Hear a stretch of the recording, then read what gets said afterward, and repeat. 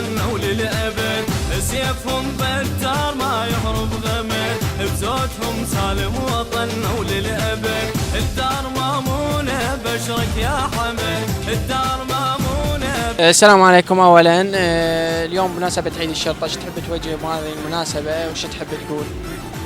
بهاي المناسبة هن الشعب العراقي كافة وخصوصا قواتنا الأمنية البطلة بكافة صنوفها، ونتمنى أن يعم الأمن والأمان بكافة أنحاء بلدنا، والله يرحم شهداء العراق أجمعين ويشافي جرحانا.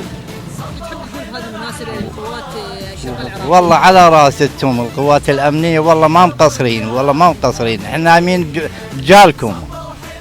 100 هلا مرحبا بكم عيون اليوم. نهنئ الشرطة العراقية بمناسبة 9 كانون عيد الشرطة، والله يرحم الشهداء والله يشافي الجرحى.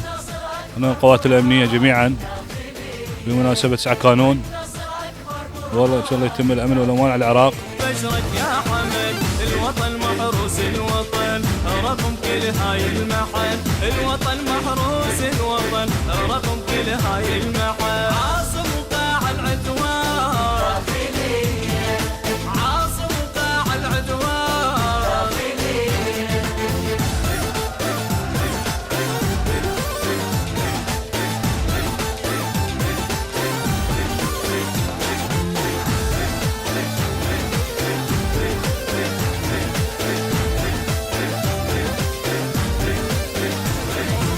مسلحين رجالنا بحب الوطن ما تلاوي زنودهم هاي المحن، مسلحين رجالنا بحب الوطن ما تلاوي زنودهم هاي المحن، صفحة التاريخ اكتب يا زمن. إذن أحبتي المتابعين، لازلنا متواصلين وياكم والاحتفالات لهذا اليوم بمناسبة عيد الشرطة العراقية، والآن نلتقي مع أحد الأبطال. بداية كل عام وأنتم بألف خير بهذه المناسبة الجميلة، شو تحب تقول بهذه المناسبة الجميلة؟ بسم الله الرحمن الرحيم، السلام عليكم ورحمة الله وبركاته. أولا أهني وزارة الداخلية إلى سيد وزير الداخلية المحترم، وقائد شرطة ديالى المحترم، والسيد مدير شؤون الأفواج المحترم، وآمر فوج الثاني المحترم بمناسبة عيد الشرطة، وأقول كلهم عام بألف بخير، إن شاء الله يعود علينا وعليكم بالسلام، إن شاء الله سنة خير علينا وعلى الشعب العراقي، وإن شاء الله الشفاء العاجل لجرحانا، والله يرحم شهدائنا، وكل عام وأنتم بألف خير. السلام عليكم، كل عام وأنتم بألف خير. ايش تحب تقول ويانا بهذه المناسبة؟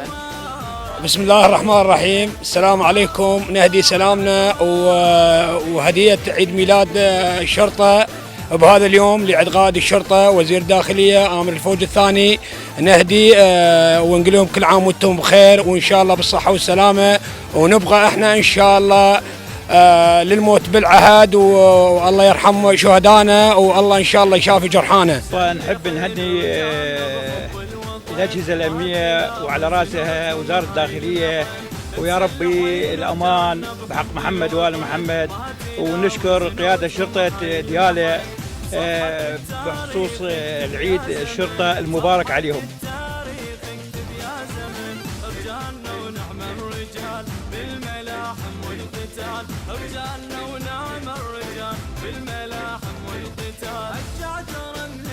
إذن أحبتي المتابعين، مثل ما تابعتم وشاهدتم هذه التغطية الخاصة بمناسبة عيد الشرطة العراقية التي تصادف في 9 كانون، لذا نتقدم بأجمل التهاني والتبريكات إلى جميع القادة والضباط ومنتسبي وموظفي وزارة الداخلية بهذه المناسبة الجميلة. يا رب الأمن والأمان على عراقنا الحبيب، ويا رب يرحم الشهداء ويشافي الجرحى. إلى هنا نختم جولتنا لهذا اليوم، ترقبوا جولات أخرى، إلى اللقاء.